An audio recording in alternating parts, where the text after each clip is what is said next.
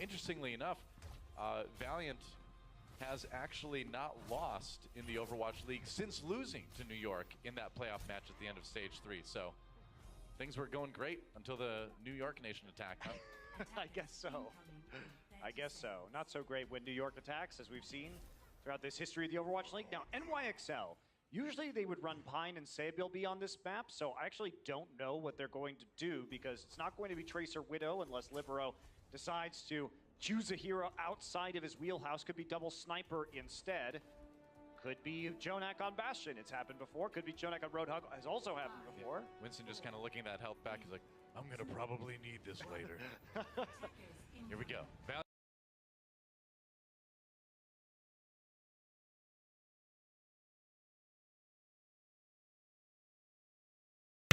All right, I want to show you where everybody's at, so you kind of see. So interesting. Just look at the compositions first. So you'll see Pine on Lucio, Mono, Meko, J Jonak, Animo, Libero, and then you'll see Valiant attack, which is defending right now. So you'll see them going Widow. Of course, you've firsthand have dealt with Widows. Karev is on, Zenyatta, Kassa, Mercy, common stuff. What you might find weird is this Pine right here, and J Jonak on Hog. So the thing that they're trying to accomplish right here is they're trying to get a hook here.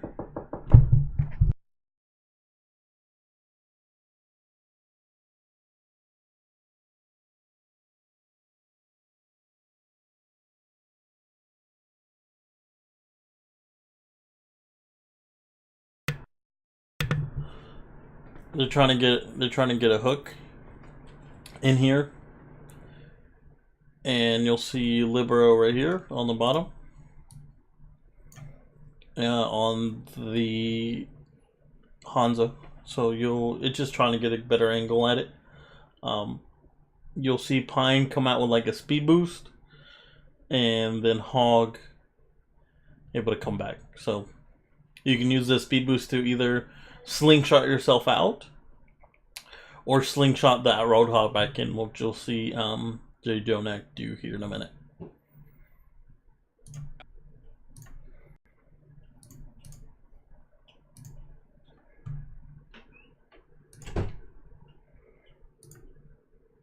I'm going to probably need this later. I don't know why it wouldn't load. NYEvsLAV here. See what they have to bring out here. All right, so they're just going for the early hook, and then Jonak's going to switch off. Yep. On to it. See, so they use the speed boost to get J Jonak back faster, and then Pine switch. So just to get a little quick hook in there, you can practice that. Nothing doesn't hurt too much, as long as you're able to get back out and quick. It just takes a little bit of discipline. But you'll see everybody kind of shifts over to this high ground, which is exactly what you want to do. You want to position yourself in a way that counters their position. So the usual Zenyatta.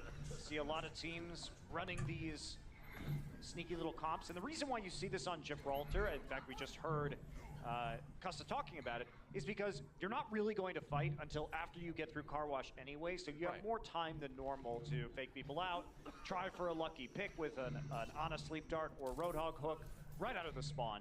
That's right. Fate sneaking around the back now, delaying that payload for just a second. Meko still pushing here. And Libero with that sonic arrow, trying to give Pine a little bit more vision here as he looks for those sniper picks.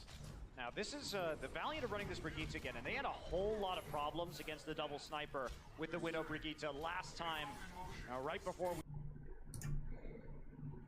So you'll see Excelsior just kind of take this high ground up here. That's a perfect move.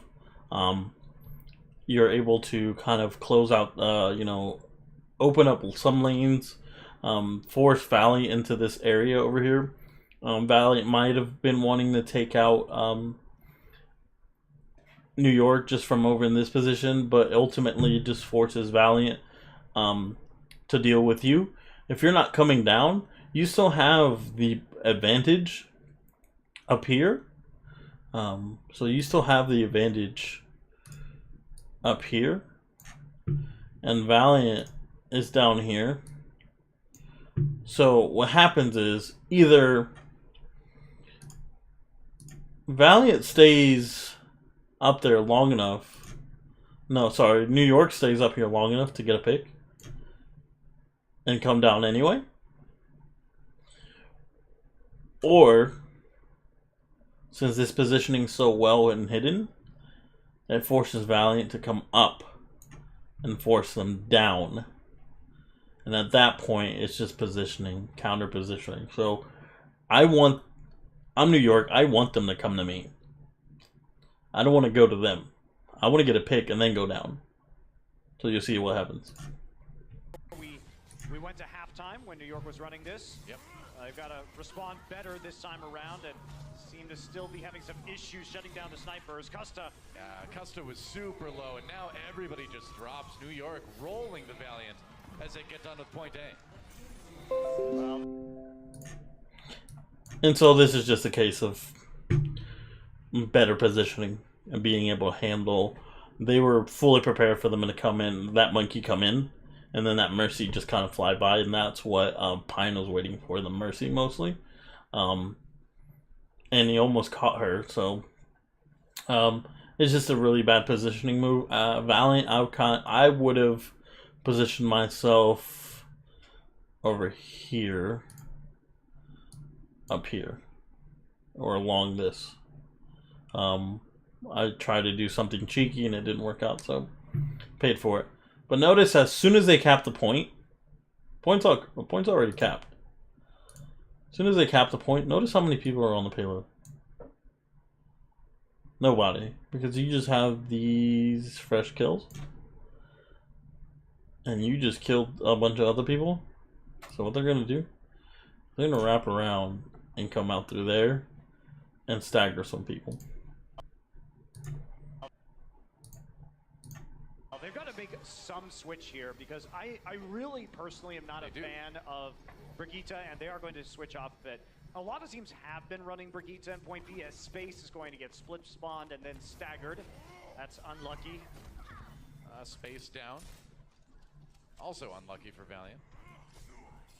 So yeah, this is, I haven't liked Brigitte because I feel like there are a lot of ways to play around Brigitte on this point. And even if you are playing dive, we've actually seen the New York play dive, say, against the Florida Mayhem, who are running Brigitte on this point, and they just ignore the Brigitte. You can just play over and around the payload and try and dive onto their support, so their Widowmaker on the back line. So I just don't think it's very effective, and New York's a very good team at playing around the Brigitte position. Additionally, therefore, Valiant's not going to play it.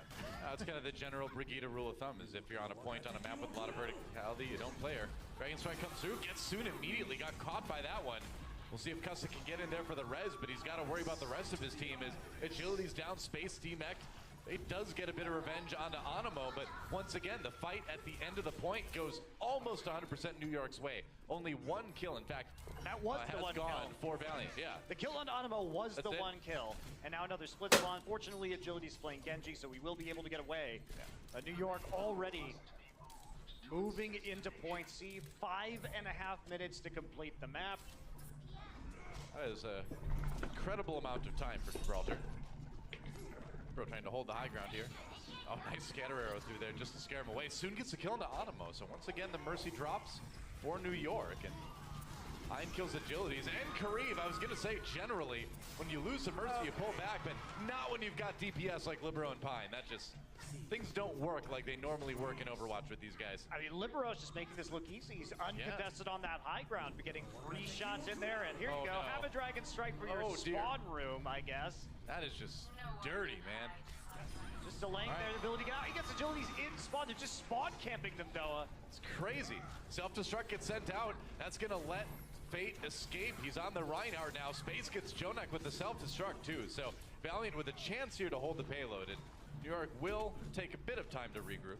I mean, they got it within 3 meters with 4.5 minutes left. Yeah, I was going to say, they can take their time at this point. How much are you going to complain? So they're just going to back off right. So I want you to notice what this regroup actually looks like. So what happened is they pushed it all the way over there, and they went all the way back here to regroup. You have Mako right here. You have so you have Animo here, Libero, Mono, and you have Pine over here. So you have to take into account that this is a regroup. Now, to not make the video any longer, I had a whole bunch more, but to not make the video longer, what happens is that Pine starts making New York fight lanes that they don't want to fight. So if you watch the rest of this match, you'll see that Pine kind of does this cheeky turnaround. And he doesn't get anything, so he ultimately pays. So you're down 6v5, and that's crucial, as you will know.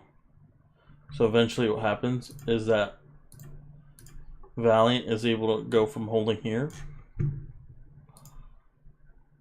to holding this whole place right here, and they're able to hold all the way up to here, really.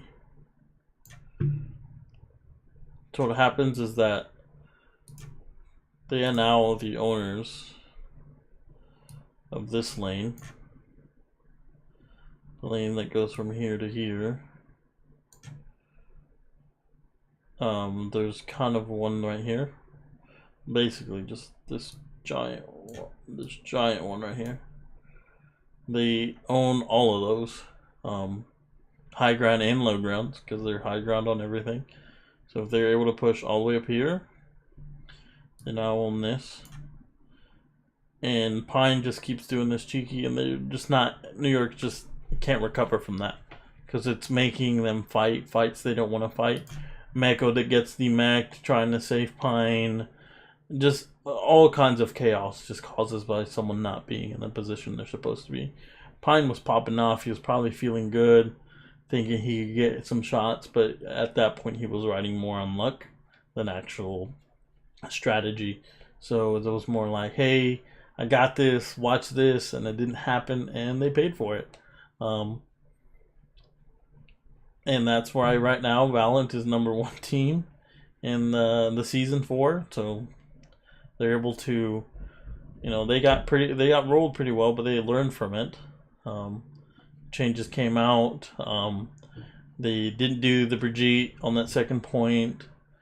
Switch back to her for third, and you'll just see kind of, if you watch the rest of this, kind of like the mess that it is New York after a while.